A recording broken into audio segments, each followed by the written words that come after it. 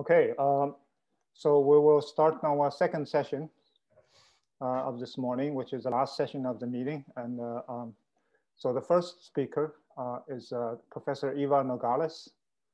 She got a physics degree from Autonomous University of Madrid, and then biophysics in PhD from the University of Kiel in UK.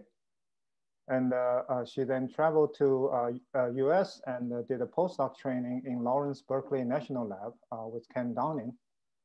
And she joined the UC Berkeley faculty in 1998 and is currently a professor and also a senior faculty member at the Lawrence Berkeley National Laboratory, and also an HHMI investigator since 2000. Eva has obtained numerous awards because of her excellence in research. There are so many, and I think you can read about it in the speaker bio. Worth mentioning is that she's currently a member of the National Academy of Science, an associate member of EMBO, and she is also the president-elect of American Society of Cell Biology. Eva's research has been focused on using cryo-EM to gain mechanistic insight into the dynamics of microtubule cytoskeleton and also regulation of gene expression at the transcription level. So welcome, Eva. Thank you for joining us. And I'll mute my microphone and the floor is yours. Okay, thank you. Thank you so much. And actually, I am not president-elect, I'm president. And this coincides with the ASCB annual meeting. And that's why I have to apologize. I was not able to participate in the conference before today, but I'm really thankful that the organizers invited me and accommodated that, that schedule. So I gave initially a very non-committal title because I wasn't sure what I was going to be talking about, but as you can see, I'll be telling you about the studies that we've done to understand the interplay between cofactors and histone modifications in the polycomb repressive complex 2. So PRC2 is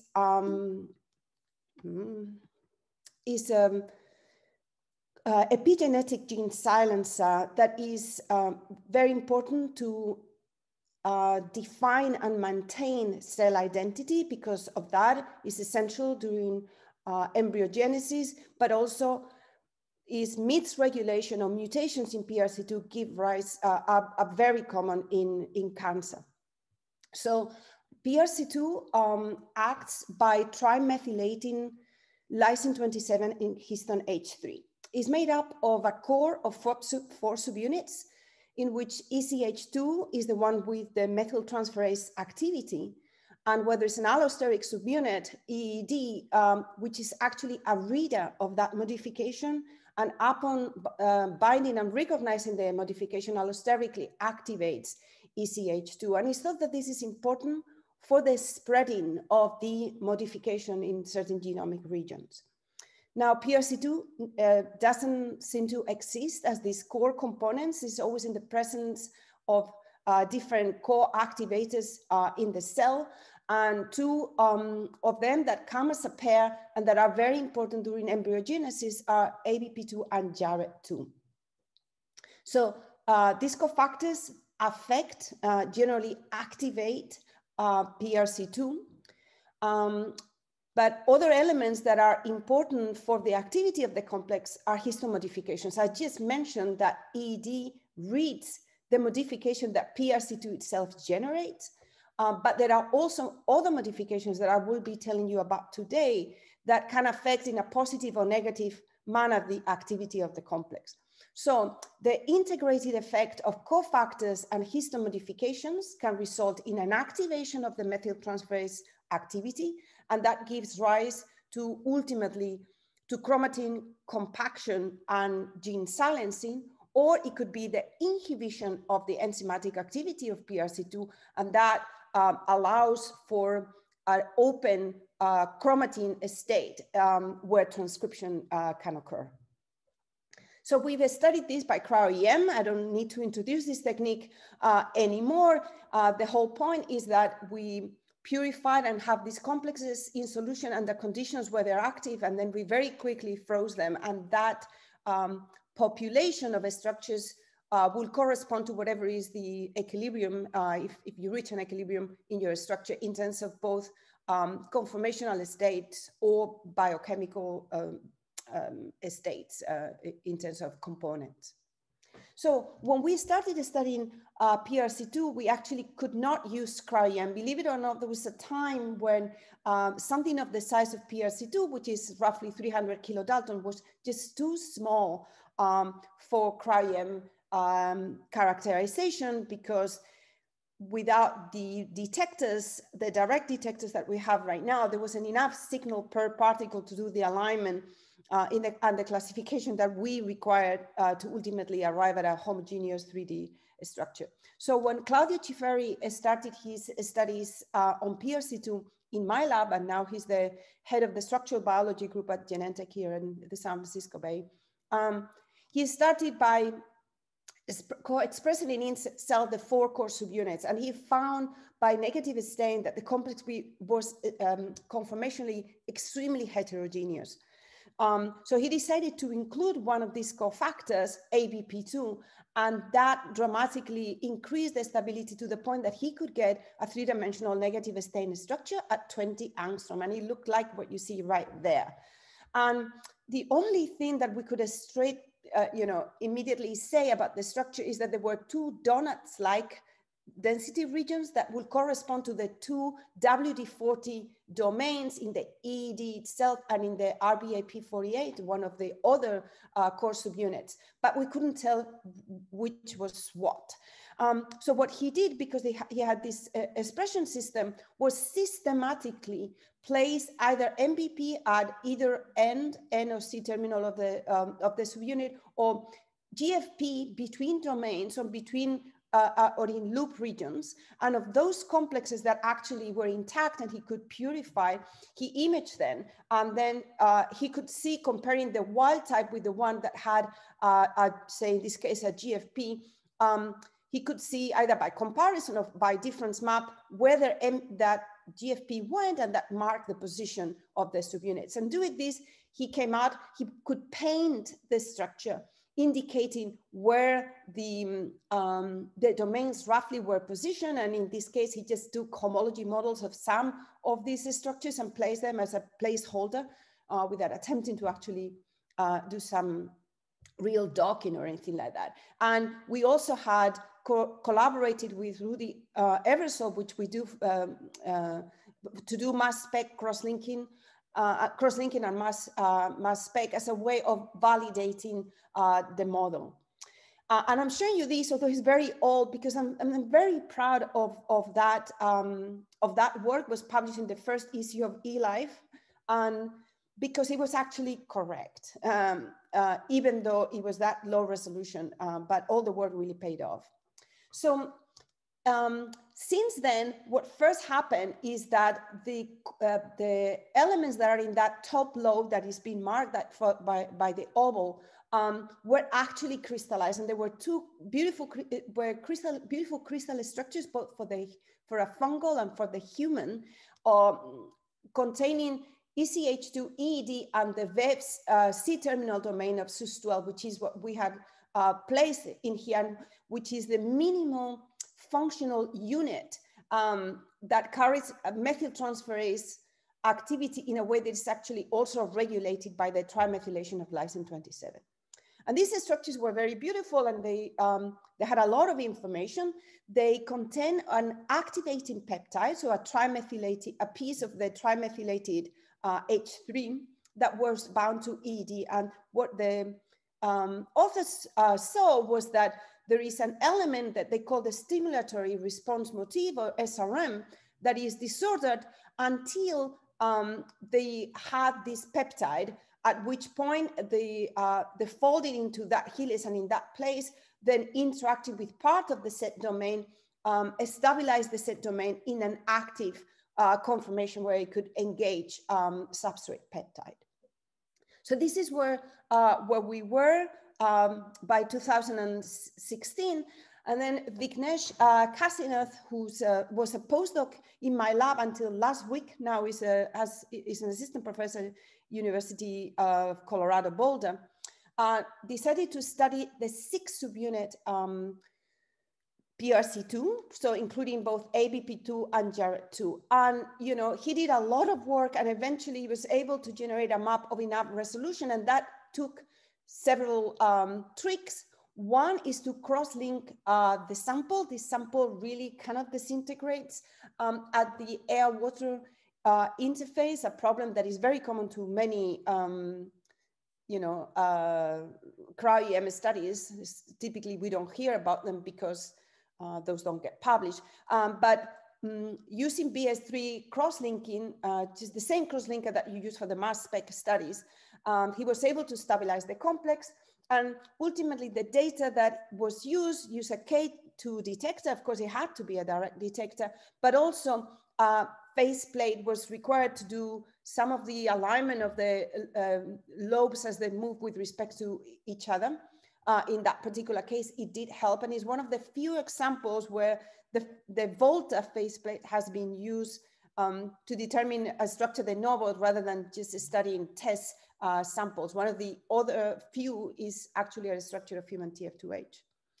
And of course, it requires a lot of focus classification and alignment because there's a lot of flexibility within the complex. But eventually, the structure around 3.7 angstrom was enough for us to be able to generate a model that for the top lobe really was very similar to that of the human crystal structure, but also we have the structure of the bottom lobe and the participation, of course, of the elements of the two cofactors. So this structure is also in an activated, in an activated state, not because we added histone peptide, but because JARET2 itself is a substrate for PRC2. It gets methylated on lysine 116. And because we co-express these 6 subunits in insect cells, JARET2 gets trimethylated, and then in our structures, it appears bound to the allosteric site.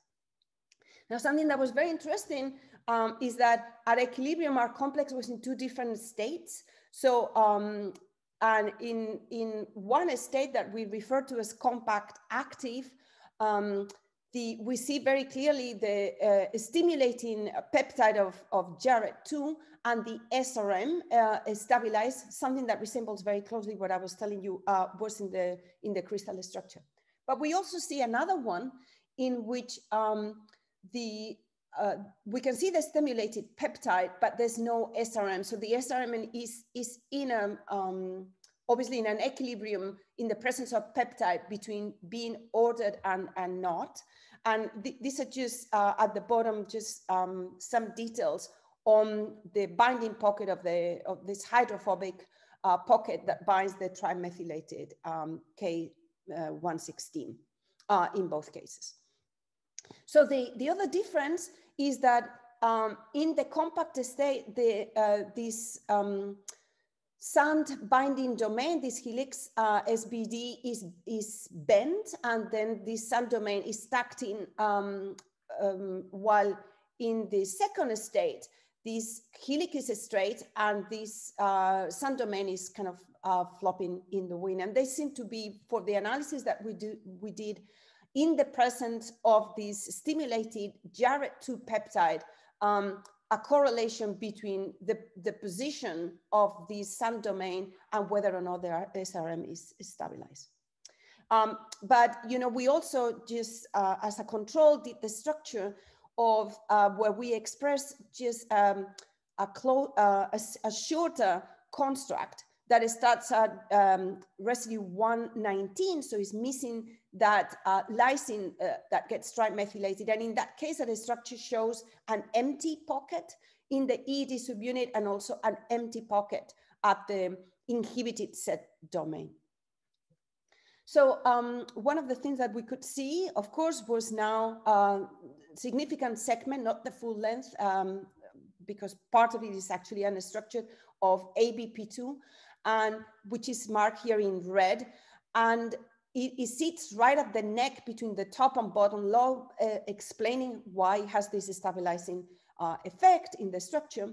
But we also found something very interesting, is that the C-terminus actually interacts mimicking what has been seen for the other WD40 domain concerning binding of unmethylated histone tail. So this is a structure that was obtained of unmethylated histone H3, where the K4, the unmethylated K4 is being engaged and recognized in this unmethylated state by this component, and that is mimicked somehow by the ABP2. So both of these cofactors are mimicking either methylated or unmethylated histone tails in the context of the 2WD40 domain binding sites. So the next thing that we wanted to understand was how PRC2 interacted with chromatin. And we wanted to actually gain some insight of how it's able to spread the silent state. And that's what Simon Popsell did when he was in the lab. Now he has his own lab at the University of Cologne. And he decided to study this in the context of dinucleosome, which had been found to be the ideal substrate biochemically in terms of activity.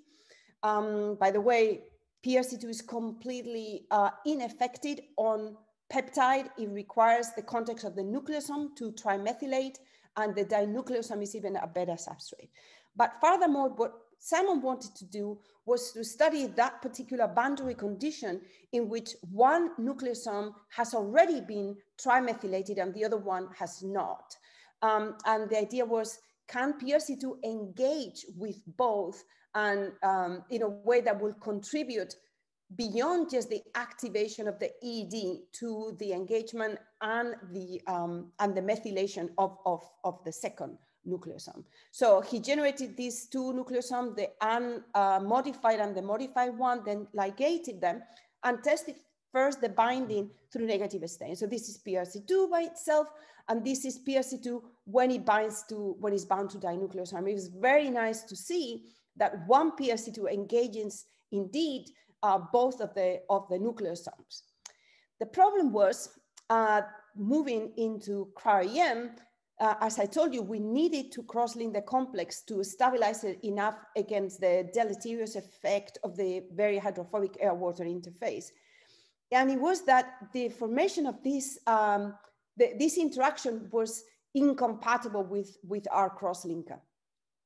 And this we could see both by negative stain or by gel shift. And we could preform the complex and then add the cross-linker. Obviously, there's enough and an off rate that the cross-linker is still competing away the nucleosome. So some will have to bite the bullet and then do the cryo-EM without the cross-linker. And this is what happened. He can see the dinucleosome being engaged, but only the top lobe of PRC2, which happens to be the one that engages the nucleosome, remains stable. The bottom half actually unravels. And we actually understand why that is based on the structure and a major hydrophobic patch that holds the top and bottom together. In any case, he obtained that structure about 7-8 angstrom resolution. It was lovely. It told us a lot of things. One of the things that he observed is that the nucleosomes move with respect to PRC2, especially the modified nucleosome that serves as an allosteric activator. And that is part of the story of why we can change the linker length between the nucleosomes and still PRC2 is able to engage both. He plays with that flexibility as well as with the fact that, of course, there are two H3 in the nucleosome and he can flip the nucleosome to also engage it. So the main thing that we wanted to see, that we could see was that that we see the modified tail bound to EED, in this case in the context of the full nucleosome with the SRM stabilized. And interestingly, in this context with the nucleosome, the sun domain, the SBD is straight. So this is a combination that did not exist or we could not detect in the absence of nucleosome with just the JARET2 peptide. So in this case, there's no JARET2 there is the 5 subunit component, and the activation is purely being done by the modified nucleosome. And we also can see the tail of the substrate nucleosome entering the active site in the set domain. So the contact is with the nucleosome is through the nucleosomal DNA. So the contact with the allosteric nucleosome is done through EED and the straight SBD, while in the case of the substrate nucleosome is done through the CXC subdomain within the set. And in both cases, as you can see, in this case, there's the interaction is with both gyres of the nucleosome. There are these nice positively charged patches that are interacting with the phosphate backbone of the nucleosomal DNA. And this is the reason why, you know, our lysine crosslinker was competing them away. So, this interpretation was done by just taking the crystal structure of the nucleosome, our structure of the top, or crystal structures of the top half of the complex. And it was very interesting that there was something an extra density that cannot be explained by the available structures. So there is an extra density that could be helical in nature that exists. That is not, that corresponds to some element that is not stable, not folded, nor stabilized in the absence of the nucleosome. And the position is very interesting because it's between the complex, the nucleosomal DNA, and the histone, the density for the histone tail extending from the nucleosome into the active site. And in particular, right by the site where the K36, the lysine 36 is in the substrate nucleosome. And why is this relevant? Because lysine 36 is the site of a major modification that is involved, correspond to our active transcription mark, and that is known, opposed, if you want, to the activity of PRC2. And in fact, both trimethylation of these two active transcription marks, K4 and K36, has been shown to inhibit in vitro the activity, at least of the core PRC2. So those are inhibitory marks. I'm going to be telling you about this, but in particular, I want to tell you about another one that is supposed to be a positive effector, if you want, for PRC2 function. And that is monoubiquitination of K119 in histone H2A. This is a mark that is deposited by another polycomb complex, PRC1. A certain form of PRC1 is thought to be the first recruited to a certain genomic region. And the deposition of that ubiquitin actually has been proposed to serve as a recruitment for PRC2, which then trimethylates lysine 27. And that in itself recruits another form of PRC1 that recognizes that modification, that is thought to actually act as itself as a cross bridge between nucleosomes that contributes to the compaction and the generation of polycomb bodies. So we want to do a study, the interaction of PRC2 with nucleosome containing this modification, but we wanted to do it better. So Simon and Vignesh implemented a method developed by Bob Glaser, in which for alleviating the deleterious effects of contact through an air-water interface. This case, a lipid monolayer where lipids are biotinylated is created that then can recruit a streptavidin and allow for the formation of a two-dimensional crystal. I'll tell you in a second why this is relevant. And then you can biotinylate your sample. You can biotinylate your protein. In our case, we biotinylated the end of one end of the linker DNA for our nucleosomes that can be bound now to this monolayer on the EM grid. And then we can add PRC2, allow it to bind. We can wash a complex that is not bound, and then we blot the grid just making sure that we don't overblot, and because now these complexes cannot diffuse, they don't move around and touch the air-water interface.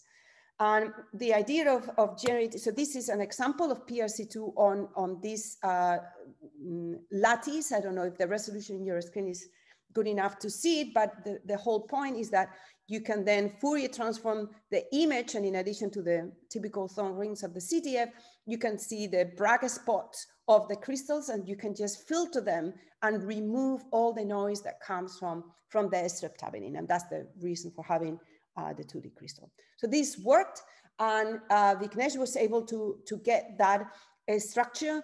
It's at 3.5 angstrom, is much better than before. It has elements that we couldn't see before. I'll tell you about some of them, but most importantly, it visualized the nucleosome with the ubiquitins and the elements that are involved in its recognition.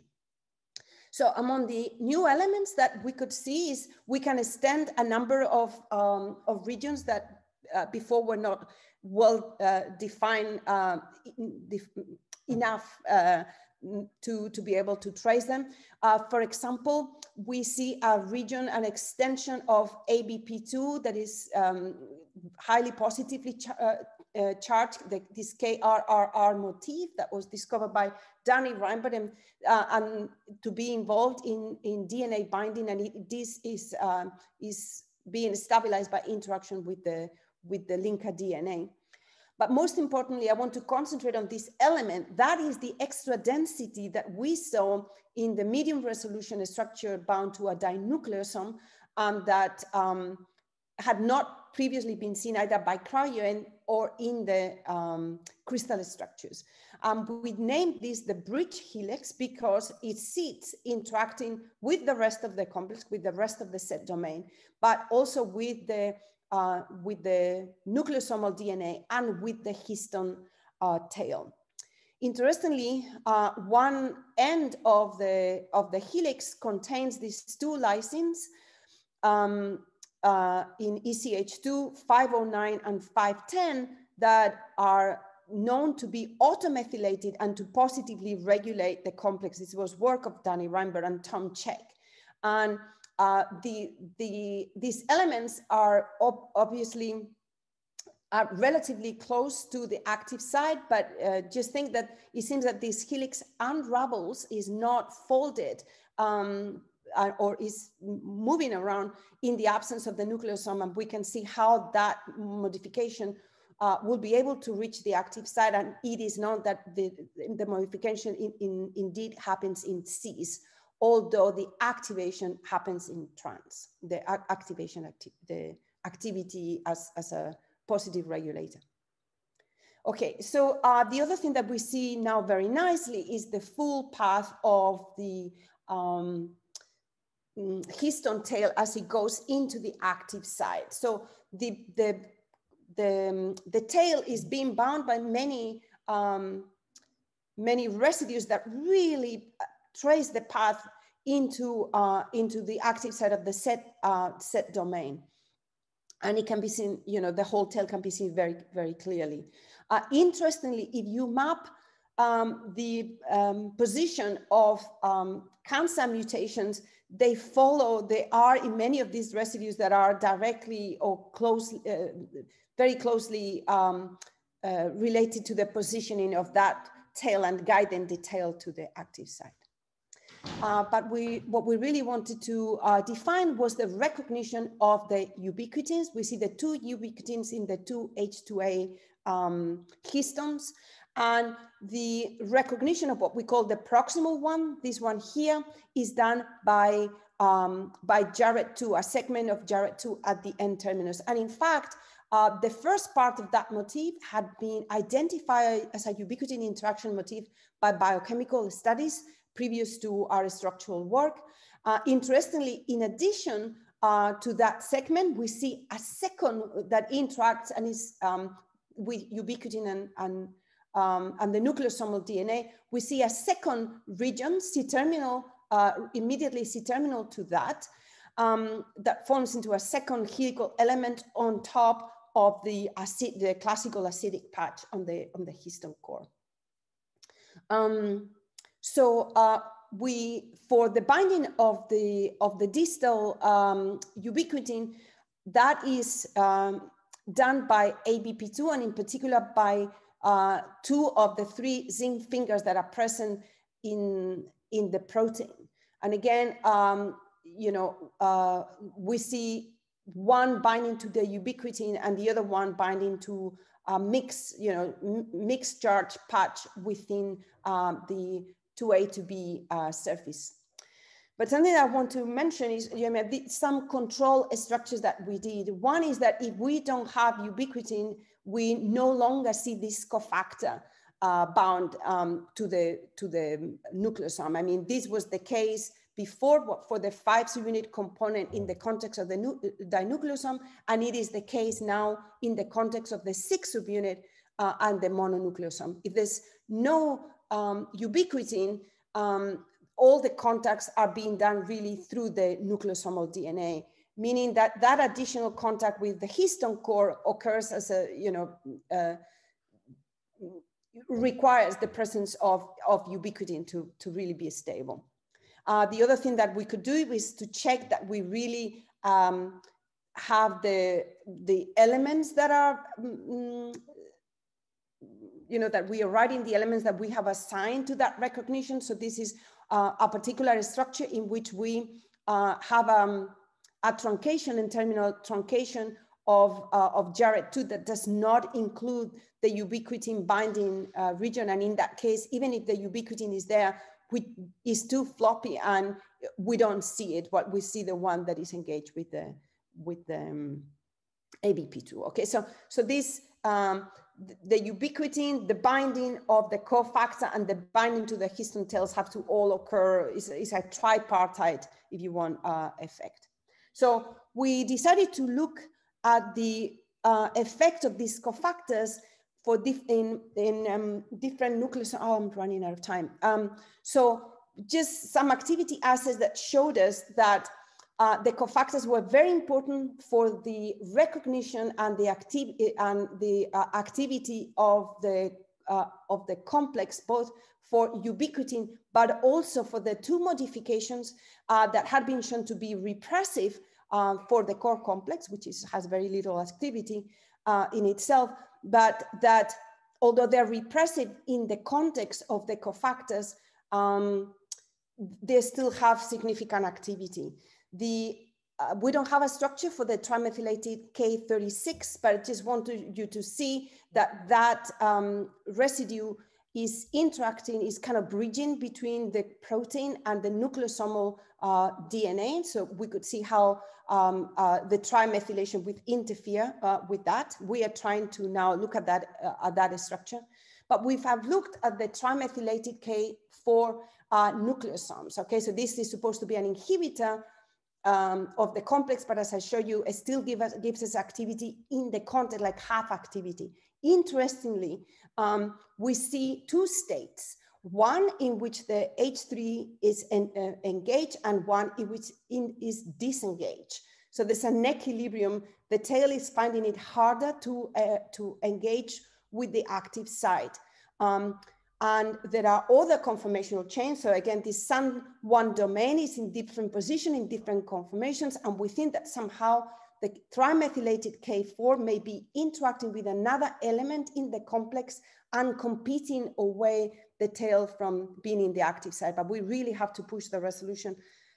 This has been going slow because of the pandemic, but hopefully we'll get there. Just to thank Vignesh for all the work, the new work that I show you today, which should be coming out in Science early in the 2021, that he did with 2 great undergraduates, Jennifer and Curtis. Claudia and Simon did some of the early work, and Paul is a new postdoc working on other aspects of PRC2 regulation. And thank you, and I'll take questions if there's time for them. Yes, there's time. Well, thank you, Eva, for the wonderful talk. And it is amazing to see the whole complex gradually taking shape over the years. And also the resolution gets higher and higher. Eventually we see everything clearly displayed in front of us. So there's a question from the audience that's actually John Taylor asking, wonderful informative structures. Are there general approaches you find give you optimal samples for these protein DNA machines? So in addition to PRC2, other complexes that we have looked at bound to DNA substrates are the human transcription pre-initiation complex and TF2D. These are examples of studies in which we have very low concentration of complexes and that bind to DNA with not huge affinities, and that also tend to be very bad in terms of stability with respect to the air-water interface. So in all those studies, both to fight the dissociation constant and also help with the stability of the complex, we have used cross-linking, and in that case, it has not impaired the binding to the DNA. So that has been a very general strategy. The streptavidin monolayer, in principle, is even more generally applicable, and it has less of an effect on driving the equilibrium towards more compact structures and things like that. It is not as trivial as just adding cross-linker just before you freeze. So it's like the faceplate, you don't typically use it unless you need it, but it is an amazing resource because it does many things at once. It concentrates your sample, and in many of these cases, not for PRC2, but for all the transcription complexes, we are very limited in amount. So you concentrate it in the grid, just relying on the biotin streptavidin affinity. So you concentrate from 3D to 2D, and that's huge advantage. You can really use it to completely get rid of preferential orientation. If you randomly biotinylate at very low level, your protein complex, so that you get 1 or 2 biotins per complex, you get random orientation on the grid. And the other example of people using it, like Andrea Tletsina, was to deal with that problem. But the other is you keep your protein bound to a streptavidin monolayer, which is, it has no problem bouncing off because it has the right chemical properties, and away from the air-water interface, this huge hydrophobic sink that is a real disruptor of protein structure. So those 3 things are great. My understanding is that the bottleneck of generating the streptavidin grids may be overcome because the energy barrier you want, because there's now a company that is in the process of licensing this and will sell them. And I think at the end, it saves us a lot of money because you have more active and preserved complexes, and you have to collect less data, be less at the microscope, use less material, so purify less, and spend less time processing and throwing away particles that are bad. Great. So I have a question on the cross-linking. This is, of course, a transient complex, and built so because it needs regulation and on and off of the protein. And I wonder if the cross-linking would actually constrict or limit it to certain conformations that maybe there are things being missing. So I wonder if there's functional sort of correspondence that you did to show that the cross-linked protein complex exhibit all the native sort of regulatory properties. Yeah, so there's many examples now of, so right now we have one example, PRC2, which we have visualized both cross-link and cross-link. And the cross-link generally does a great work. And the only difference are maybe small regions that we were not able to visualize before. And that again, because we cross-link so lightly, it may have been not so much the effect of the cross-linker doing something, but the air-water interface locally disrupting. But in general, it has been proven even with the structures of ribosomes at higher resolution that you can cross-link mildly for cryo-EM and get very good structures. Now, if you are playing with an equilibrium where you go from, say, open and closed states. And you can imagine that you can disrupt this equilibrium and drive them towards, you know, more closed state where you have additional crosslinks that occur and then do not allow for the reversal for the opening. But we have not done, in our studies, we have not go through the process of saying we are really defining, you know, the states and if you think about it, although the crosslink can have an effect on that equilibrium, that positioning, and favor some states versus the other, so does the damage of the air-water interface. So that's why I think that something like the streptavidin monolayer or other things that may come on our way, where the disruption is minimal and you get closer to what is the equilibrium in solution, would be ideal if we want to be more quantitative in that respect, when we really want to start talking about percentage of states and equilibrium constants or something like that. But no one is really doing that right now with cryo-EM data. Just qualitatively saying we have a number of states. There's one that is more, you know, more abundant, but nothing more quantitative than that. Great, thank you. So we're 1 minute over time. I think we'll keep it on time. And let's thank Eva Nogales for the wonderful talk. So we will now move on to the second talk by Dr. Stephen Lutke. Dr. Lutke got his Bachelor of Science degree in physics. So you start to see some pattern here from Caltech, and also his MS and PhD degree also in physics from Rice University.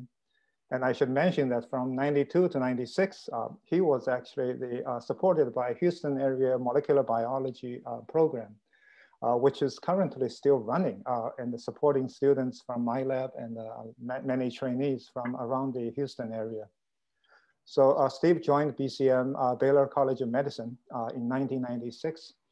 And in the last 24 years, he has been devoted to developing cryo-EM and cryo-ET software development, as well as experimental method development. Probably the biggest or the most famous one is the EMAN and now the EMAN2 software. And this whole suite is still being developed and evolving. And I think, you know, continuously adding new elements. I think today's talk is obviously new elements in EMAN and also its application in cryo-ET. So Steve, welcome. The floor is yours.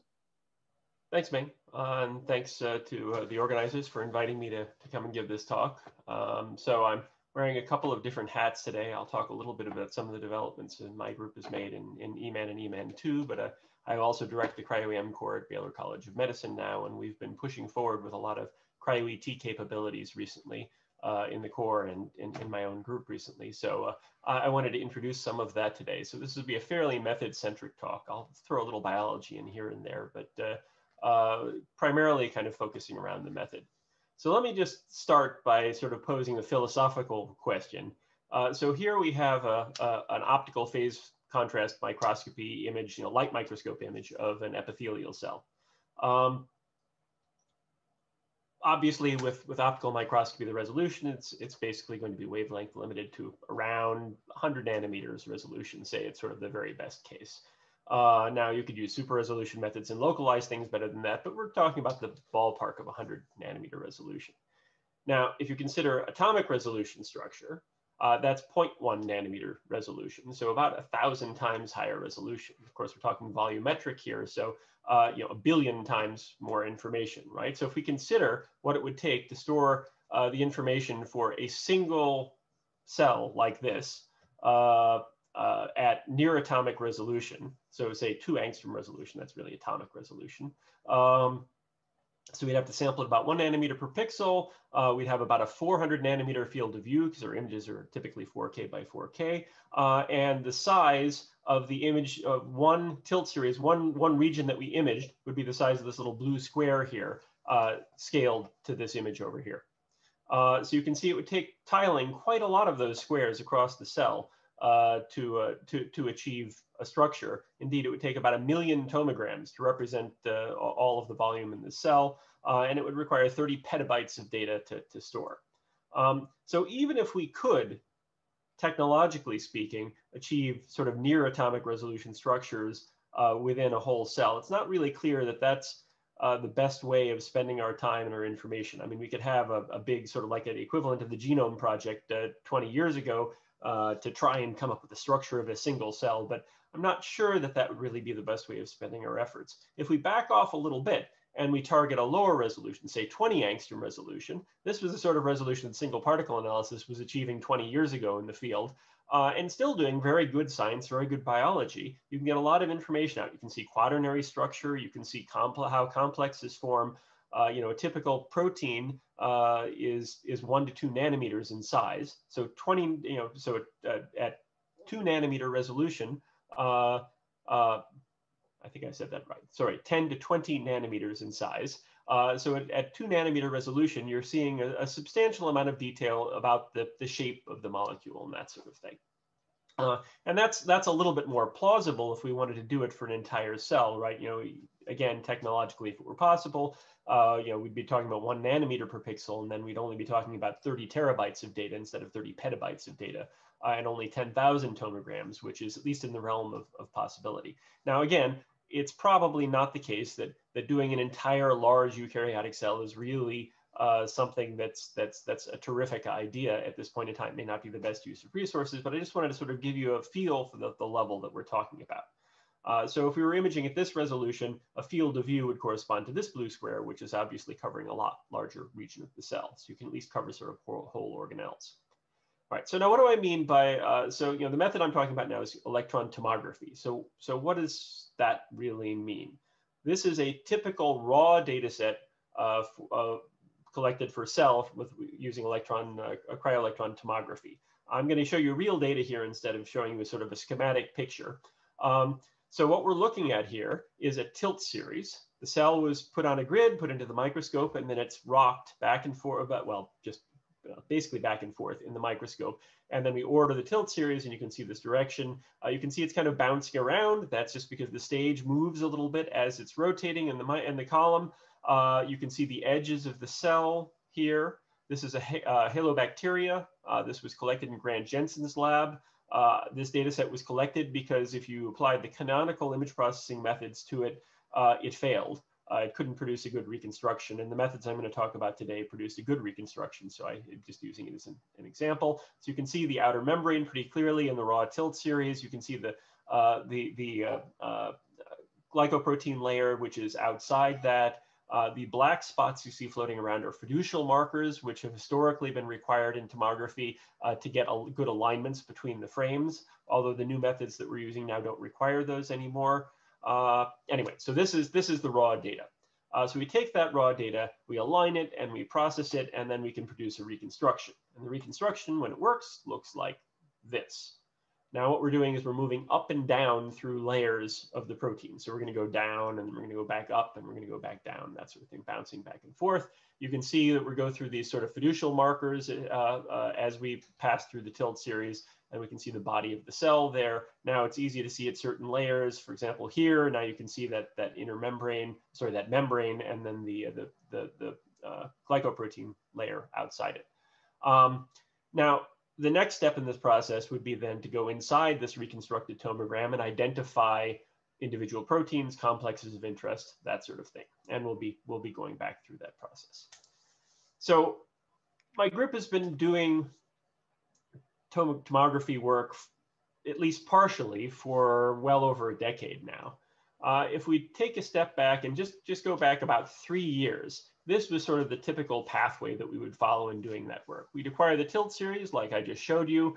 Then we'd align the tilt series. We'd do some corrections to the instrument artifacts, and we'd do a 3D reconstruction. So the second image that I just showed you, the movie I just showed you a second ago, was sort of the result of this process here. And the data was typically collected using software called Serial AM. Then this process would typically be done with a software package called IMOD. Then we would shift to EMAN2. And then we would we had already at that time 3 years ago, developed this deep learning annotation tool I'll talk more about a little bit later. Then you come up with an initial model, do iterative subtomogram averaging, which is very much like the single particle analysis computational processing step, except you have 3-dimensional data instead of 2-dimensional data. And it would typically result in a 20 or 30 angstrom resolution structure. So there are some problems with that.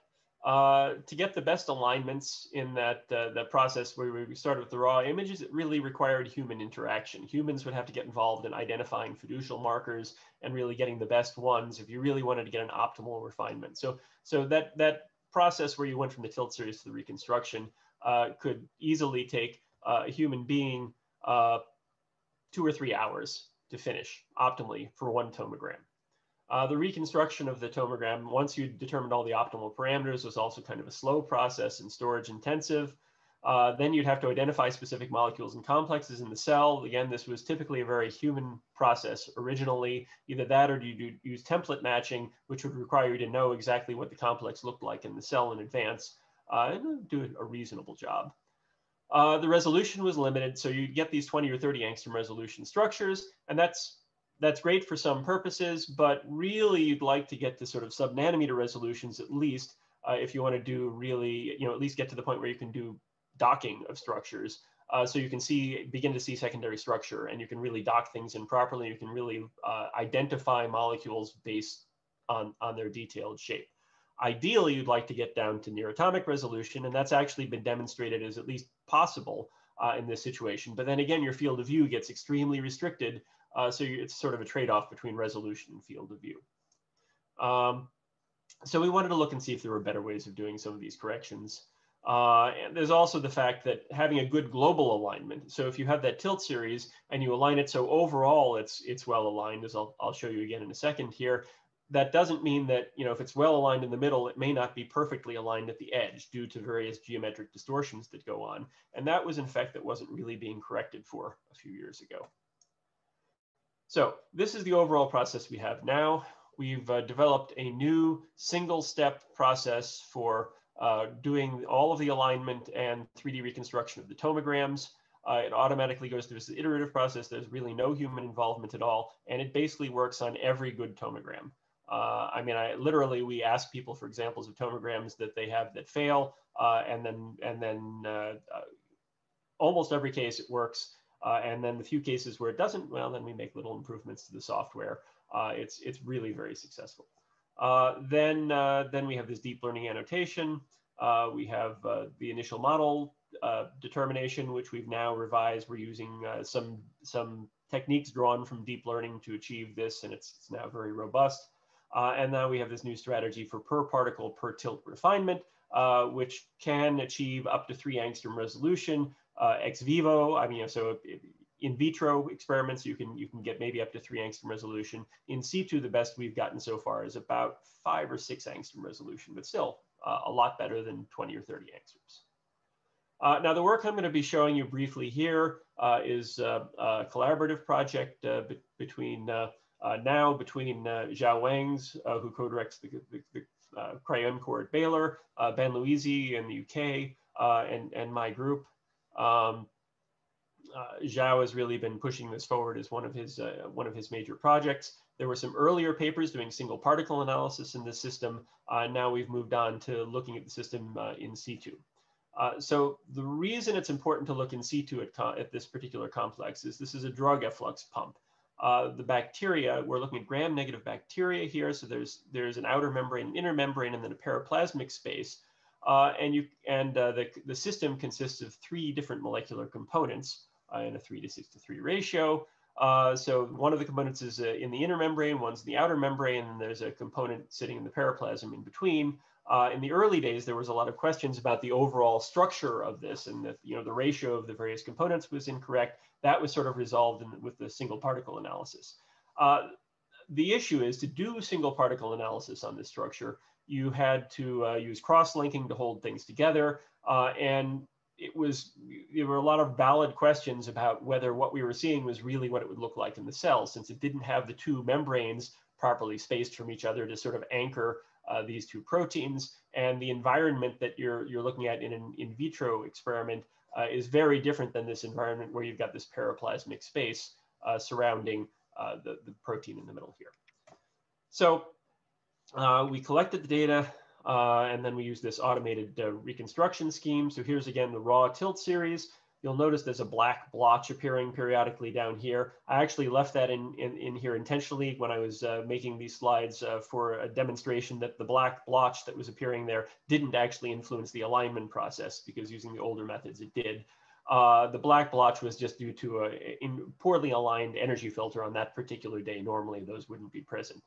But you can actually see pretty nicely, even before we do the alignment, there's a lot of detail visible inside this. So this is, since this is a prokaryote, it's a lot thinner, it's a lot smaller.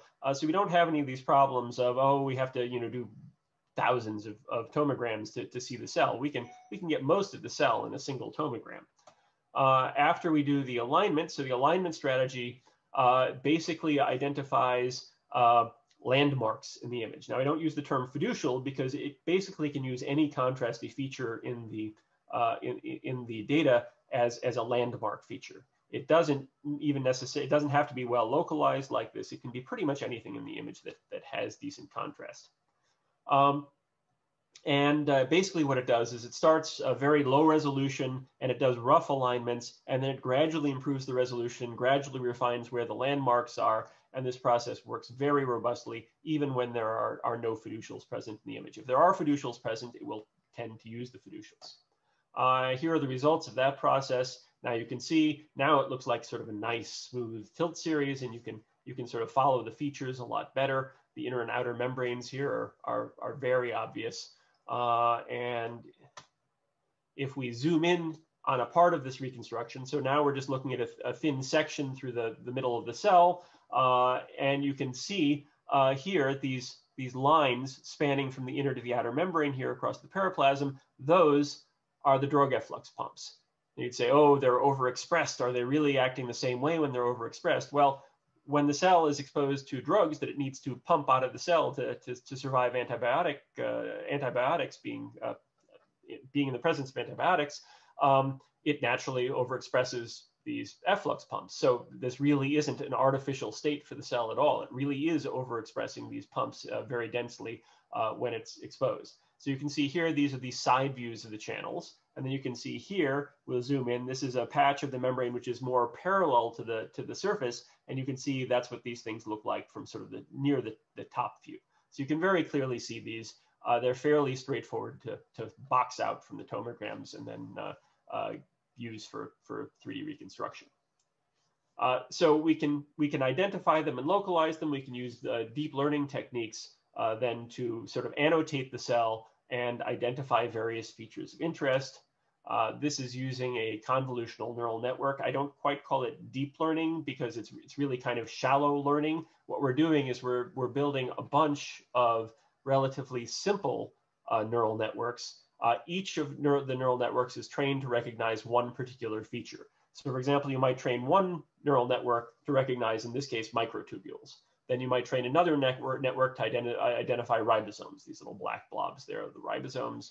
You might develop another network to recognize membrane surfaces, that sort of thing. And then you compete those networks against each other, and there's some real advantages to that approach. And we can then use that to basically completely annotate the cells.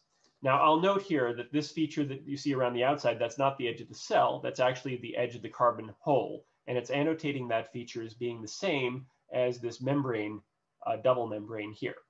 That's because we didn't train a network to recognize the edge of the hole. So basically, it looks the most like this membrane, so it winds up being in that class. If we train another network to identify the hole, then we can put that into a separate class. So this process, it used to be that that annotating a cell like this would take a human about a day and a half, something like that, to annotate just one cell. Now with this process, it takes about a half a day to train the set of neural networks for a particular type of cell. And once you've trained the networks, you can then apply it to as many cells as you collect, and it will go through the annotation process all by itself. We can then use that process and/or template matching to box out particles from the cell. So again, here we're moving up and down through layers of the cell, and you can see we're boxing out Toll C particles. We're boxing out side views separately from top views because they have somewhat a different appearance because of the limited tilt range of the image and because they're really elongated particles. Then we've also annotated ribosomes inside the cell and separately annotated ribosomes outside the cell, just as sort of a demonstration. Once we've identified all the Toll-C particles, we can then go back and take the next step in the process, which is this initial model generation. I'm not going to talk about that anymore today, just in the interest of time. And then we can go to this per particle per tilt refinement process. So the per particle per tilt refinement strategy deals with several things. It deals with this fact that despite the fact that you have good global alignment of the tilt series, the local alignment may not be perfect. So what we do is we go in and for each tilt image of each particle, we individually align those to each other. So if you start with the raw image, you'll wind up with sort of misaligned individual tilts, blurring out the tomogram. Once you realign things, you can bring things together. The other issue that we take into account is the correction for microscope artifacts, the contrast transfer function correction. We know the complete geometry of the system once we've done the reconstruction. So we know that we know basically exactly where each particle is in three-dimensional space in the microscope in each tilt in each image. So that we then do the CTF correction for each tilt for each particle individually. And that allows us to correct those artifacts much better. And doing that allows us to achieve this, which you've been sort of seeing all along, which is a sub-nanometer resolution reconstruction of this Toll-C pump in situ. So this was done completely within the cell. We didn't require any initial models from anywhere else or anything like that. This was done completely from scratch. Now, earlier we had done this structure. This was based on 1,300 particles. We expanded the data set. We added some new nuances to the reconstruction, and now we have this much nicer structure. Now, I mentioned that earlier single particle reconstruction work had been done on this channel, and you can see in the single particle analysis, this got to like 3.7 angstrom resolution or something. You can see actually the pitch of the alpha helices here. It's much better. So why are we bothering doing this in situ work? We also have crystal structures that we can draw on. Well, the point is, what we're looking at is not how the the pump looks when it's floating around freely in solution with a detergent belt around the two transmembrane domains, but we're seeing what it's actually doing when it's present in the cell. And there are actually a bunch of interesting changes that you observe when it's operating in its native environment. I'm just going to show you one of these because I'm running low on time here.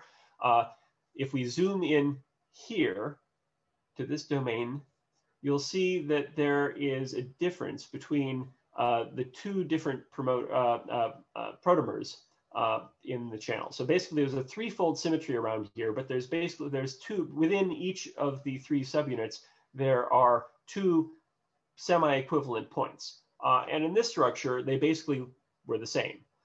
Here we can see that one of these stretches down to the surface of the membrane, and the other one seems to be interacting with the ACRB. So every other one reaches down to the membrane and the other one interacts with the ACRB. And this has consequences if you propagate up through the rest of the particle and causes changes that occur throughout the channel. So if you couldn't see this membrane anchoring, you wouldn't be able to distinguish that. We can actually model in, there's missing, both the CNN termini are kind of missing from this structure. So we basically model in, we can see that there's appropriate density for the missing components. And in fact, there's a hydrophobic helix here, which can reasonably be assumed to anchor to the membrane. So we learned this, and we learned some other things about things that were in different orientations and positions up here. And then of course, the next step in the process is going to be to study the system under various sorts of drug stresses and that sort of thing, and try and sort out exactly how this pump is operating. Okay, so that's all for my little biological example. I will point out that there are other sort of so-called cellular component structures in the EM databank at better than 12 angstrom resolution. There are a total of 19 of those deposited right now. 11 of the 19 are ribosomes or ribosome-associated assemblies, very popular because they're very big and easy to find. There are a few others which aren't. And if you lower the resolution threshold, if you don't worry about resolution, there's about 100 of these in situ structures now in the database. So this method is really growing in popularity now because it lets you learn things that you really can't learn any other way. Now, what about eukaryotes, right? We were talking about eukaryotes at the beginning. One of the biggest problems with cryo-ET is we have this thickness limitation.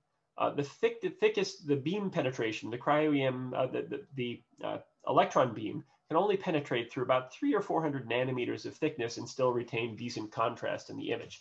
Technically, you can get up to maybe a micron, but then you really start losing detail if you do that. So 300 to 400 nanometers is about the thickest you can deal with. Now, of course, typical eukaryotic cell is going to be a lot thicker than 300 or 400 nanometers. It's going to be several microns thick, 10 microns, 15 microns thick. So what do we do about that fact?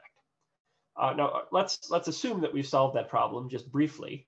So what we would do if we had a cell which was thin enough, basically, let's say we wanted to study nuclear pore complexes, is we would then position these tomograms around different locations around the edge of the nucleus. And then we could go in and we could box out nuclear pore complexes. If we do that, and if we target about 20 angstrom resolution, and so we get fields of view that are about this big, we only find about 1 to 5, 0 to 5 nuclear pores in each of the tomograms. So we have to do a whole bunch of tomograms. So if we do about 500 tomograms, it yields about 500 nuclear pores, which gives us a total of about 4,000 subunits, which is enough to get decent resolution. Now, there is work in my own group, a collaborative project, to work on nuclear pores as well. I'm just briefly showing you here a structure from Beck's group, which was just published recently at about 25 angstrom resolution, following basically these parameters. Now, the way this is achieved is you can use something called a focused ion beam. This is a dual beam instrument. These were developed for material science. Now we have cryo FIBs. So basically, you can put your grid already frozen, already in vitreous ice into this cryo FIB. You can image it with a scanning electron microscope, which is built into the instrument. And then you can find regions of interest, and then you can basically just draw on the screen, and it uses an ion beam to blast away the areas that you're not interested in imaging. So what you can do is you can localize, for example, here's a pair of cells on the surface. You can localize those areas, and then you can mark regions that you want to get rid of. And basically, you leave behind only a thin lamella. Now, this doesn't allow you to do serial sectioning. It only allows you to get one section per cell. You can pick where it is, but you only get one section per cell this way. But it allows you to very precisely mill out these regions. And you can see that this spans about 10 microns. You can still collect a bunch of tomograms within that one layer. So we have just placed an order for one of these instruments, and it should be here next spring. So right now, we've mostly been imaging prokaryotes because we don't have access to this instrument, but we will very shortly have this. That is one of the big future directions. I will also note that the fib mill that we ordered includes the new lift out feature, which should, in the next couple of years, allow us to actually start looking at tissues. So you can actually mill out vertical sections of small tissue blocks, and then you can look at cell-cell interactions and that sort of thing as well. So this, there are a bunch of problems still in this field, a bunch of things that still need to be developed technologically speaking. We need good strategies for labeling things inside the cell. There are some of these being developed, which I won't talk about in any depth right now because I'm basically out of time. There's still optimization of data collection protocols. We need more work to do on the software. There are a variety of other strategies that people have been adopting, for example, by popping cells and then just looking at the cell lysate using tomography, or isolating membranes and doing tomography on the membranes. And that's basically it. Just acknowledge funding agencies, and of course acknowledge this is the current TOL-C group, and these are the people who are in or have been in my lab developing software. Of course, they didn't all have PhDs while they did some of the development work, but a lot of them did. Thank you for your attention, and I should have time for at least a couple questions.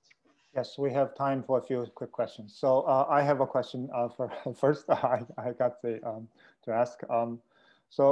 Could you comment on looking at sort of vesicles inside of the cell, especially for the ones, between the Golgi and the ER membranes, and things like, and also, synaptic vesicle fusions, what kind of resolution and what directions you could take?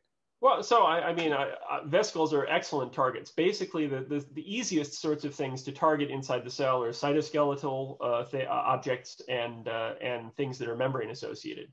You know, when you're trying to do in situ, when you're trying to do in vitro work, those are the hardest things to look at, or rather not, maybe not the cytoskeleton, but the membrane proteins are often the hardest things to look at. But in the cell, they're much easier to locate. So as long as you can identify the right slice through the cell to chop out using this fib mill, basically it's just a matter of luck in most cases, then you can get very nice reconstructions. And you basically have to trade off resolution for field of view. You can target 3 angstrom resolution now using this technique. It's just there's only like one structure that exists like that at this point, but you know, it is technically feasible. And targeting sub-nanometer resolution now, I would say, is actually pretty plausible, but you're going to have to collect a lot of data. So it's not going to be a super fast process. Great. John Taylor has a question. Do you think your current technologies would allow examination of a poly-ADP ribosylation induced phase condensation in the eukaryotic cell nucleus that controls some DNA damage response interactions and kinetics? So phase separation, essentially, yeah. There are some funny things when you start looking inside the nuclei, or when you start looking at the nuclear material in prokaryotes. Not nuclear material, sorry. When you start looking at the genetic, DNA and RNA inside prokaryotes. Normally, DNA and RNA are extremely high contrast features in cryo-EM and cryo-ET, but it seems that they don't always show up as really high contrast features when using some of these tomography and milling techniques. But yeah, I mean, certainly you can slice through the middle of a nucleus, and as long as you happen to intersect the edge of the phase boundary or something like that, then you should be able to see it quite clearly. Now, the resolution that you get in an individual instance when you do tomography is on the order of 50, 60, 70 angstroms. It's not until you do subtomogram averaging that you start getting down to sort of the sub-nanometer regime. So you have to sort of pick a target that you can do averaging on if you want to improve the resolution. But at 50, 60, 70 angstrom resolution, you can certainly see things like individual features and identify objects pretty clearly. Great. We're 2 minutes behind, so we have to move on. Okay, that's fine. Yeah. So thank you, Steve. Now our last speaker for the morning session is Dr. Mark Morais. He's an associate professor from the University of Texas at Medical Branch, which is at Galveston. And his laboratory has been using a combination of structural, biophysical and biochemical methods, and also computational methods to study the structure and function of the large macromolecular machines. So today he's going to talk about the viral genome packaging. So Mark, it's all yours. Okay, thank you very much. You can see my screen okay? Yes.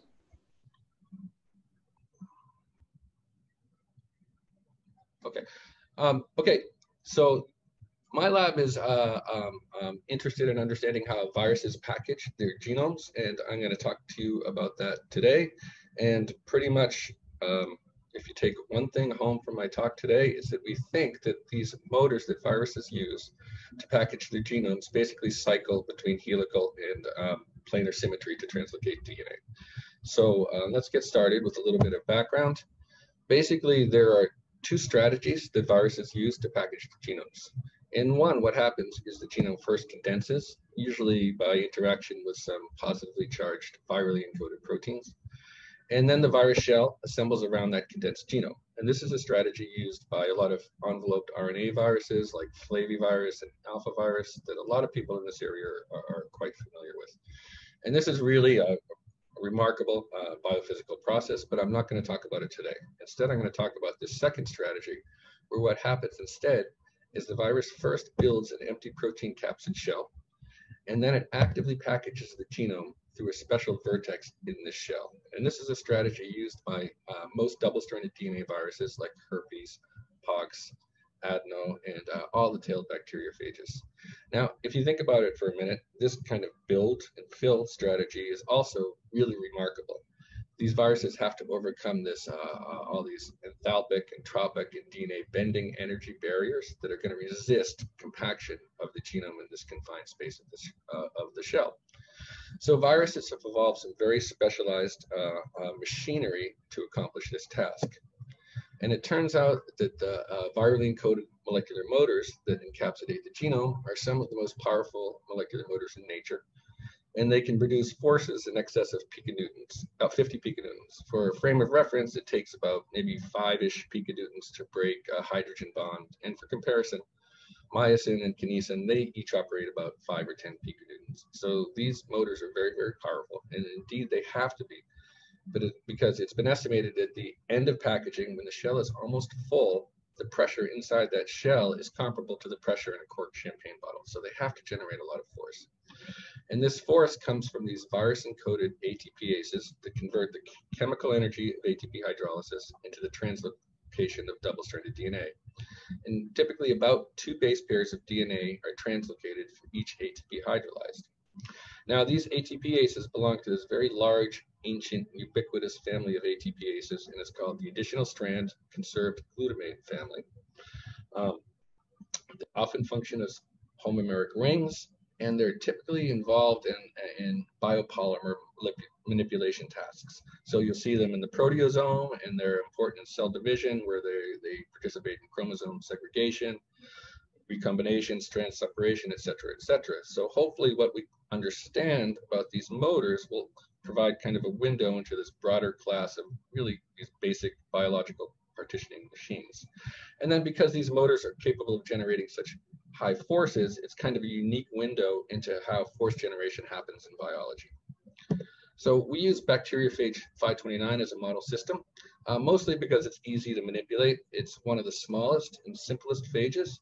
And on the right, you can see a negative stain electromicrograph, where you can see 529 next to its more common and much larger cousins, the T2 phage. But despite being a small phage, it's very potent, and in infected cells can produce up to 5,000 particles. But most importantly, assembly is efficient and it's really well characterized. And that's allowed us to develop a really efficient in vitro packaging system, which has just been a boon for experimental analysis. So the assembly pathway of the virus is shown here. You have a virus with a head and a tail, and the virus attaches to its host cell, which is this green rectangle, via this tail structure, and then it injects its genome into the cytoplasm, and the genome is replicated, and then it's transcribed and translated, and the virus structural proteins first assemble this empty pearly icosahedral shell. And shell assembly is nucleated by the so-called connector protein, which is shown in yellow, because in the mature phage it's going to connect the head to the tail. So in addition to nucleating assembly of the head, the connector also nucleates assembly of the motor. So in addition to the connector itself, the motor also includes, in this case, kind of an unusual virus-encoded RNA molecule that we call the pRNA, and that attaches to this connector vertex.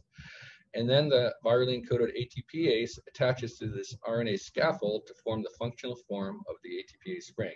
And these 3 components together, they share a common channel, and they package DNA through this channel until it's filled. And then the motor falls off, and the tail assembles where the motor used to be, and the virus leaves the cell through cell lysis. Now, as I mentioned earlier, we're interested in these steps here, where the virus burns ATP to package DNA into the shell. And because we have this very nice experimentally accessible system, some really, really excellent science has been done on this. And I think some of the most interesting experiments are these single particle experiments, single molecule experiments done by Carlos Bustamante's lab at UC Berkeley. So in these experiments, what they can do is they can take a virus and they can attach it to a bead, and then this bead is held in place in solution by a pair of optical tweezers. And then they can attach the DNA to another bead, also held in place in solution by a pair of optical tweezers. And then they can add ATP, and the motor will start packaging. And because they can monitor and control the force and position of these beads, they can see how the motor responds to and produces forces, and how the length of the DNA tether changes as a function of time. So they found it takes about 50 piconewtons of force to stall the motor, so that's where that number comes to. And on the right in panel B over here, what we're looking at is the change in DNA length as a function of time. And each of these curves are just against different fixed opposing forces. So what I want you to notice is that there's this biphasic behavior of the packaging process. There's a long dwell phase where nothing happens, and then it gets shorter, and in this little burst, and nothing happens, and we have another burst, and it gets shorter. So what's kind of neat is each one of these bursts is about 10 base pairs. So when I first heard that, I was really, really excited because some of our earlier structure had shown that the ATPase has 5 subunits. And if you remember, I mentioned earlier that each hydrolysis event moves 2 base pairs of DNA. So it was very geometrically elegant. We had 5 hydrolysis events moving 10 base pairs of DNA. So I was very, very happy. The only problem is later, Carlos built a better set of optical laser tweezers with higher resolution so he could look at what's going on in one of these bursts. And what he found is that instead of having 5 2 base pair steps, the motor moves in 4 2.5 base pair steps. So now we have to reconcile this idea that we have a motor with 5 subunits that only uses 4 steps, and also it takes 2.5 base pair steps. So the most natural step size of DNA would be a base pair. So it's taking a non-integer step size. So we have to kind of understand this. So they also found out that ATP hydrolysis occurs during the burst, and when phosphate is released, that's when the 2.5 base pairs of DNA are moved. In contrast, ADP release is pretty slow, but it happens in this very kind of coordinated, interlaced way, where ADP comes off one subunit and it's replaced by ATP in that same subunit, and that triggers ADP in the release in the next, and so forth and so on. So it has this carefully coordinated, interlaced sequential exchange of nucleotide. A couple of other things I want to mention is they also showed that the motor tracks along one strand of the double-stranded DNA, and they found that the motor grips DNA most tightly when ATP is bound, and this has been confirmed by us and others in solution studies. So based on these results and a couple of decades of genetics and biochemistry, they presented this mechanochemical cycle of the motor. And it's I know it's a little bit overwhelming, but it's not too scary. We can decompose it into the 2 main phases. There's the dwell phase, where ADP is exchanged for ATP sequentially in each subunit. And once ATP is loaded, we enter the burst, where ATP is hydrolyzed, and for each hydrolysis event, we move about 2.5 base pairs of DNA.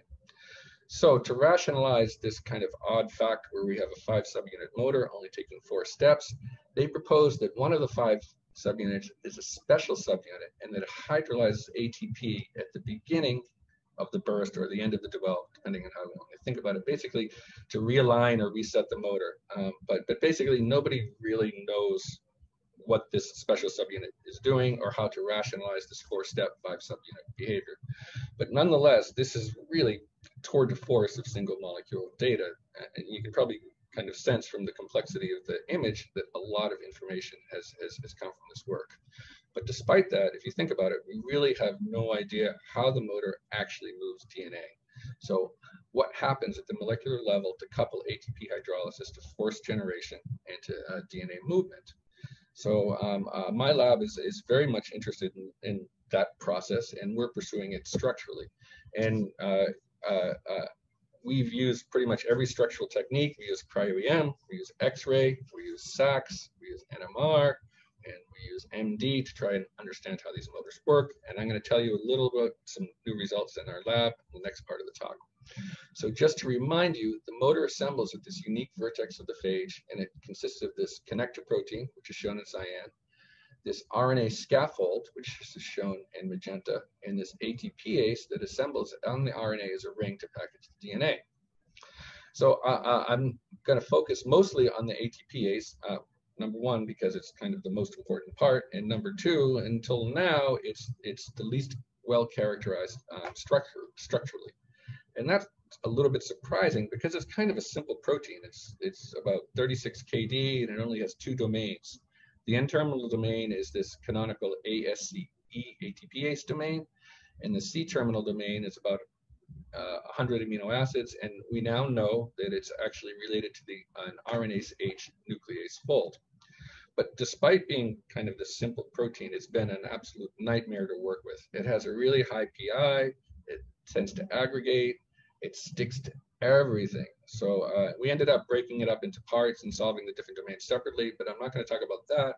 Instead, I'm going to talk about another approach where we found a kind of a close relative of 529, and its ATPase was predicted to behave a lot better. Its physicochemical properties were more suitable for structural analysis. So we cloned it out, and now we've solved the structure of that ATPase by X-ray crystallography and cryo-EM, and we've solved it in many different nucleotide-bound states. But for the sake of time, I'm going to focus on showing you this ATP-bound structure. And so we found that it forms a pentameric planar ring, which is shown here. And you can see where the active site is. You can identify the ATP by the van der Waals spheres. And I've taken one subunit and shown it in blue, and I've pulled it out over on the right, and I've colored the two domains separately. The N-terminal gray domain is this canonical ATPase domain, and the blue domain is this kind of vestigial nuclease domain. And what's interesting about our structure is we see this really interesting and nice linker domain. So in the AAA plus ATPase field, this is called the lid domain, but I call it the linker because not only does it link the N and C terminal domains together, it also links neighboring subunits. So you can see the the C terminus of the N terminal domain goes over here, and the linker domain comes and it interacts with its neighboring subunit before coming back and interacting with the C terminal domain. And over on the right, you can see that the linker arm closes over the ATPase active site. So the linker arm is really well positioned to grant access in and out of the active site, and maybe also respond to events that are happening in the active site. So let's take a look at the active site. Again, you can locate the active site through these van der Waals spheres in the side view of the pentamer and in the end-on view of the pentameric plane. So the important point I want to get across is that the active site is between two adjacent subunits. So that means that two different subunits each contribute residues for catalysis. In other words, two subunits have to work together to hydrolyze ATP. So let's look at what's going on in these blowups on side view and end-on view here.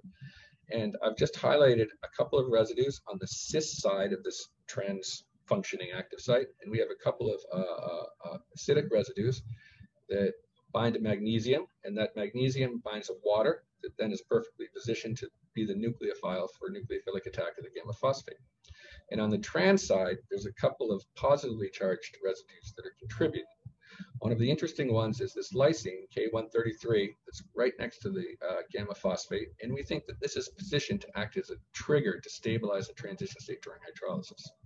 And the other one is this arginine, R147, which is closer to the ribose ring of the ATP, and you'll see in a little bit that we think this is important for exchange of ADP for ADP. So this is another zoom of the active site where we can see now how the linker is behaving. So the linker is shown in red, and it's actually physically connected to the blue cis-acting subunit on the left. And we see the van der Waals spheres for the ATP. And so to orient you, the catalytic glutamate on the cis side is here, and those transacting arginine and lysine are over here. So again, the point is the linker arm, not only does it close over the active site and is able to respond, the place where it's interacting with the neighboring subunits is exactly where the transacting residues are. So you can imagine that if the linker arm changed its position, it would exert a force on the neighboring subunit exactly where these transacting residues reside. So you probably know what I'm getting at. The idea is that the linker arm might help control the position of the transacting residues and thus control the timing of hydrolysis. Now, to learn a little bit more about this linker domain, we looked at it in some really long timescale molecular dynamics simulations. And what we found is that the flexibility of the linker domain is modulated by nucleotide occupancy. So we did some very long timescale simulations, about 5 microseconds, on the protein in the APO state, the ATP state, and the ADP state. And what we've done here is we've plotted the root mean square fluctuation of different residues. And what we see is that this spike here in the APO one shows that the lid subdomain is very, very highly flexible. In contrast, when ATP or ADP binds, that flexibility tends to disappear. So nucleotide binding tends to stiffen that lid subdomain. And this is just kind of shown graphically at the bottom, where the magnitude of the root mean square fluctuation is kind of shown by the thickness of the coil. And then similarly on the right, what we could do is we could compare intra-residue standard deviations around the ring. And the idea here, this allows us to tell us which parts of a particular subunit vary most around this 5-membered ring. And we find that when ATP and ADP are present, the position of that linker domain begins to change a little bit, be a little bit different. We also found that in addition to the flexibility of the linker domain being modulated, its position is also modulated by nucleotide binding. So this is shown here. We basically, to understand this, what we did is we took one monomer out of the ring because we wanted to see how the linker domain would like to behave when ATP binds. And that's shown in this movie here, where the linker domain is yellow, it's wiggling around, and you can see that it likes to kind of close over the active site. In contrast, how do I move this? In the apo structure, it just kind of wiggles around and is happy to kind of float out in the distance. So the idea is when ATP binds, the linker domain would like to close over the active site. So this is basically just shown here. I've basically morphed the two extreme positions. We start in the open, and you can see how the linker domain wants to close over the active site. Now, to understand this in the context of the pentamer, what I've done is I've just stitched that MD simulation of one monomer into the context of the pentamer, and you can see that linker domain closing over the neighbor. And remember, the region where it's kind of interacting with its neighbor is where those transacting residues are. And you can kind of see that it would like to exert a force on its neighbor that would essentially be pulling it closer to the hydrolyzing substance. 1 minute, Mark. Okay, I'm sorry, I'll be really quick. So just really quickly, we think that there's another movie showing simulation of ADP, and what we see is there's a cis-acting lysine, and it transfers the ADP to this arginine residue. You can see it here on the right. This idea that arginine is important for nucleotide exchange, and this is just shown in case you missed it. The beta phosphate is attached to the cis lysine, and then it's transferred over the arginine, and we think that this is basically a handoff. So I'll just sort of skip this, and really quickly, we did some simulations on the ring with ATP bound, and the important point is when ATP and DNA are bound, we see this arginine residue that's stuck into the pore. So even though you don't see DNA here, it's actually present. I just removed it so you can see what's going on. So this gets at this idea that when ATP is bound, this arginine goes into the pore, and it explains how it interacts with DNA. And this brings up an interesting situation. So we have a planar ring here, and each subunit would like to interact with the DNA, but the DNA is helical. So what happens is that the ring begins to shear, and the subunits adopt this helical configuration so that each one can interact with the DNA. So this is great, but it's all just MD. So we would like to have some experimental proof. To get this, we imaged particles during packaging. So we just added all the components, and we let packaging go, and then we stalled it with gamma S ATP. So we think that we're in this step of the motor where we have 5 ATP subunits, and it's ready to go into this burst phase. So we had a beautiful reconstruction very fast. It looked very, very nice. The motor did not look so nice because we have a symmetry mismatch, but we did focused reconstruction. The portal looked beautiful. The RNA looked pretty good.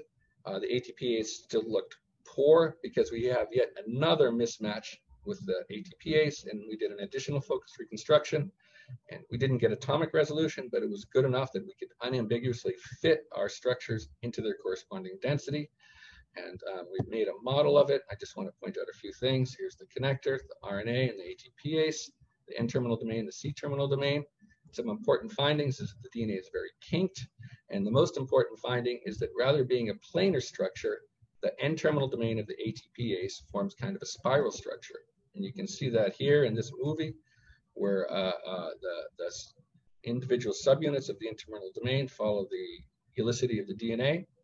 And on the right, I've removed the subunits, and I'm showing one lysine that's donated to the pore of this ring. And you can see they track one single strand of the DNA. So now, because we have a helix instead of a planar ring, the position of the linker domain is a little bit different. It has to be pointed up a little bit, except for the linker domain that connects the top subunit to the bottom subunit of the shared interface. That's at this very different position. And then the active site is similar, but a little bit different. The transacting arginine and residue, arginine and lysine, aren't quite positioned properly. So now I'm just going to kind of quickly tell you our mechanism, but these are the things that informed our mechanism. We know we have dwell burst behavior. We know we have a pentamer, but the motor takes 4 steps, and those steps are non-integer. It tracks a single strand. And we know the subunits work in pair to hydrolyze ATP. So now I'll kind of take you through how we think this works. Basically, we think the motor cycles between helical and planar configurations to translocate DNA, and that each step in the translation is coupled to ATP binding hydrolysis and DNA gripping release. So just really quickly, we start with the subunit in the ATP-bound state, and it would like to interact with the DNA. To do that, it has to assume this helical configuration. Subunit 1 fires, and when it fires, it no longer grips DNA. That means the rest of the helix can move with respect to subunit 1. So subunits 2, 3, 4, and 5, they move up, and when they 2 and 1 become in a plane, 2 can trigger hydrolysis in 1, and so on and so forth. And then they eventually end up with a planar structure, and then the ATPase domain basically climbs back down the DNA to cycle it again. Just really quickly, what happens in one of these steps, you have a subunit, 2 adjacent subunits. One has ATP bound.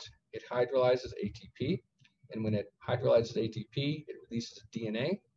And then when it releases DNA, 2 can move with respect to 1. So 2 moves up, and now they're in line. And now that translysine is perfectly in plane to trigger hydrolysis in the next subunit, and this continues around the ring.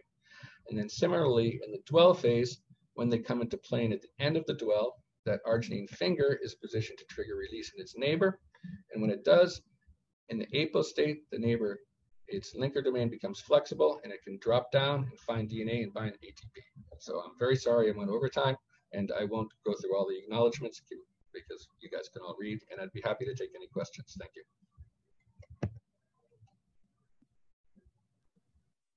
Okay, I was instructed to end at 12, but I think we will have a closing statement by Jane Tao, and then you can answer questions on Brea.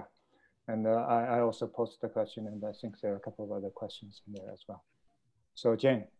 Hello, hi. Somehow my camera is not working, or I couldn't see myself. Anyways, doesn't matter. So yeah, so this is the end of our second annual conference. So this is second year we have this conference, and hopefully we'll have many in the years to come. And first of all, John and I would like to thank all the speakers and conveners for truly stimulating talks and also lively discussions in the past 3 days. And biophysics is a rapidly evolving field, as we all see. And those 3 topics that we covered in the past 3 days, those 3 topics including single molecule methods, computational modeling, and the cryo-EM and the cryo-ET certainly represent some of the most exciting directions. And also we'd like to thank all the participants, everybody who joined us. It's unfortunate that we cannot see your face and meet in person, but hopefully next year the situation will be very different. And the last, but not least, we would like to thank the GCC staff. As you can see, Dawn who has given us a lot of instructions how to use BRELA, and also Suzanne and Shannon as well, who helped to organize the meeting. Although BRELA is a new platform, I'm really glad that it has run very smoothly without any problem in the past 3 days. And lastly, I would like to mention that Houston is a very large biophysics community. And we have, in fact, I think over 1,000 principal investigators from 7 local institutes. So in order to facilitate interaction, we have organized a weekly seminar series by Zoom. So those seminars takes place at 2 p.m. every Tuesday. And this year we have had 7 talks so far, cover a variety of interesting topics. So everyone who registered for this meeting will be included in our mailing list. So don't be surprised if you hear from us. And if you want to find out what is going to happen in the weeks ahead, you are welcome to check out our website. So Umbrella, in the chat window, you should be able to see the link that Don has posted. There you can see the seminars and events. Okay, so that's all I would like to cover. John, do you have more things you'd like to mention? Hi, now I just want to thank all of the attendees and all the speakers and our chairs for doing an outstanding job and interacting and getting discussions going in biophysics from molecules to cells. So I hope we can all continue to interact and create new collaborations and programs. And I look forward to seeing you all at the weekly webinars when you have time. Thank you. Thank you. Bye, take care and see you around.